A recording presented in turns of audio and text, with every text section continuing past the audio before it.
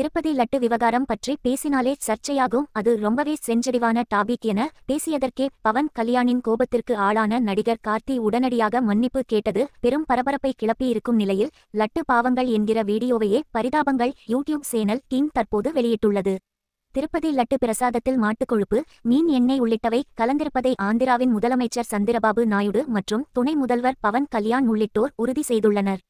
திருப்பதியின் புனித தன்மையை மீட்டெடுக்கும் விதமாக 11 நாட்கள் பவன் கல்யாண் விரதம் இருக்கப் போவதாக அறிவித்துள்ளார்.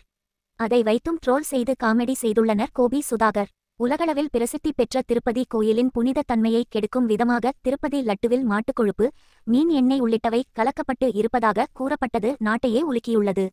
தினமும் லட்சக்கணக்கானோர் வழிபட்டு செல்லும் புனித ஸ்தலமாக இருக்கும் திருப்பதியின் முக்கிய பிரசாதனமான லட்டுவில் இப்படியொரு கலப்படம் நடந்திருப்பது உறுதியானது அனைவரையும் அதிர்ச்சியில் ஆழ்த்தியுள்ளது. மெய்யழகன் படத்திற்கான புரமோஷனுக்காக ஆந்திராவுக்கு சென்றிருந்த நடிகர் கார்த்தியிடம் திடீரென தொகுப்பாளினி லட்டு பற்றி கேள்வி எழுப்ப அது மிகவும் சென்சிட்டிவான விஷயம், லட்டு பற்றி பேச மாட்டேன் என கூறியிருந்தார். பவன் கல்யாண் லட்டு பற்றி யாரும் வேடிக்கையாக கூட பேசக்கூடாது என எச்சரித்துள்ள நிலையில் உடனடியாக கார்த்தி மன்னிப்பும் கோரியுள்ளார்.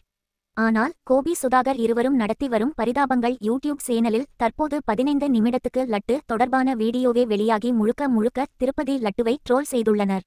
அசைவம் சாப்பிட மாட்டேன் என அடம்பிடித்தவர்களுக்கு ஆப்பு அடித்தது போல இந்த விஷயம் வந்திருப்பதாகவும் திருப்பதியில் அசைவம் எடுத்துச் செல்ல அனுமதி இல்லை என சொல்லி விட்டு அவர்களே அசைவ லட்டுக்களை விற்கின்றனர் என வீடியோ முழுவதும் லட்டு தான் மேட்டராக உள்ளது.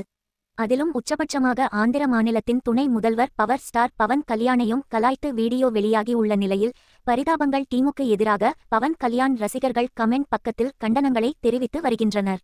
லட்டு பாவங்கள் வீடியோவை டெலிட் செய்ய வேண்டும் என்றும் கோரிக்கைகள் கிளம்பி உள்ளன.